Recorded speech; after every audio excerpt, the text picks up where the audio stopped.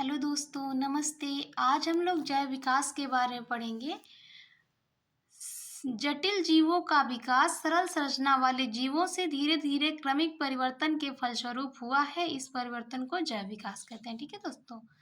अतः जैव विकास अनवरत होने वाली प्रक्रिया है। जैव विकास धीमी गति से होने वाला एक क्रमिक परिवर्तन है, जिसके परिणाम स्वरूप पूर्व काल के सरल संरचना वाले निम्न कोटि के जीवों से आज के युग में पाए जाने वाले जटिल एवं उच्च कोटि के जीवों का उद्विकास हुआ है। जैव विकास के सिद्धांत लैमार्कवाद, डार्विनवाद और उत्परिवर्तन। दोस्तों, इस वीडियो में हम लैमार्कवाद के बारे में पढ़ेंगे। आगे बढ़ते हैं दोस्तों। लैमार्कवाद, जीन बैप्टिस्ट डी लैमार्क, इनका पूरा नाम है दोस्तों, बहुत इंपॉर्टेंट है। जीन बैप्टिस्ट डी लैमार्क, इनका जन्म 1744 में तथा इनकी मृत्यु 1829 में ना हुई थी। लैमार्क नामक फ्रांस के प्रसिद्ध, कहाँ के थे दोस्तों, ये बहुत इंपॉर्टेंट है, कहाँ के थे, फ्रांस के थे। ठीक है। फ्रांस के प्रसिद्ध वैज्ञानिक ने 1809 में सर्वप्रथम विकास की वैज्ञानिक व्याख्या दी, जिसे लैमार्कवाद कहते हैं। ठीक है। लैमार्क ने अपनी पुस्तक फिलोसोफिक जूलॉजी, कई बार डीएलएड 4 सेमेस्टर में पूछा गया दोस्तों, बहुत इंपॉर्टेंट है। लैमार्क ने अपनी पुस्तक फिलोसोफिक जूलॉजिक में जीवधारुओं के रहन सहन, स्वभाव एवं विकास पर वातावरण का प्रभाव पड़ता है बताया है। जीवधारी स्वयं को वातावरण से अनुकूलित किए रहते हैं। इसके परिणाम स्वरूप विभिन्नताएं उत्पन्न होती रहती हैं। ये विभिन्नताएं वंशानुगत होती हैं। आगे बढ़ते हैं दोस्तों। लैमार्कवाद के सिद्धांत की विशेषताएं।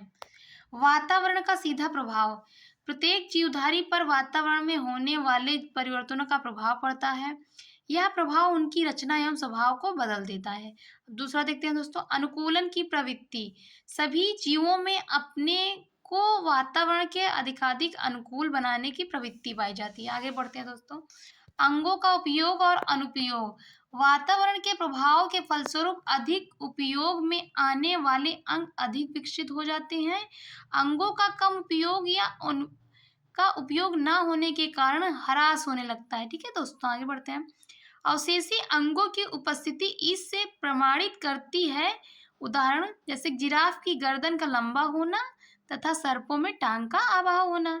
उपार्जित, अब देखेंगे दोस्तों चौथा, उपार्जित लक्षणों की वंशागति, वातावरण के प्रभाव से अंगों के अधिक उपयोग अथवा कम उपयोग से उत्पन्न हुए परिवर्तन संतति में पीढ़ी दर पीढ़ी चलते हैं। आगे बढ़ते हैं दोस्तों हम लोग अब।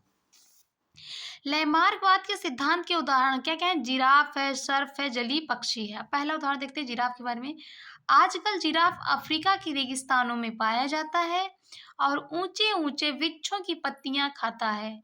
ऊंचे वृक्षों की पत्तियों तक पहुंचने के लिए उसकी गर्दन एवं अगली टांगे पिछली टांगों की अपेक्षा अधिक लंबी होती हैं।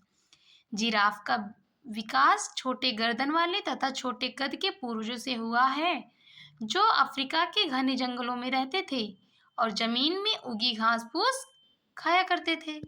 जलवायु के शुष्क होने पर मैदान में घास फूस सूखने लगी। अब उन्हें पेट भरने के लिए पेड़ पौधों की पत्तियों पर निर्भर होना पड़ा। पत्तियों तक पहुंचने के लिए उन्हें अपनी टांगों को ऊपर उठाकर पत्तियों तक पहुंचने का प्रयत्न करना पड़ता था। अतः गर्दन व अगली टांगों के अधिकाधिक उपयोग से इनकी लंबाई पीढ़ी दर पीढ़ी धीरे धीरे बढ़ती गई। आजकल अफ्रीका के मरुस्थल में लंबी गर्दन व लंबी टांगों वाला जिराफ इन्हीं परिवर्तन का परिणाम है। आगे बढ़ते दोस्तों। सर्प का उदाहरण, लैमार्क के अनुसार सांपों में टांगों का विलोप वातावरण के प्रभाव के कारण है। सांप के लंबे शरीर को झाड़ियों में रेंगकर चलने तथा विलों के अंदर घुसने में टांगे बाधा उत्पन्न करती थी।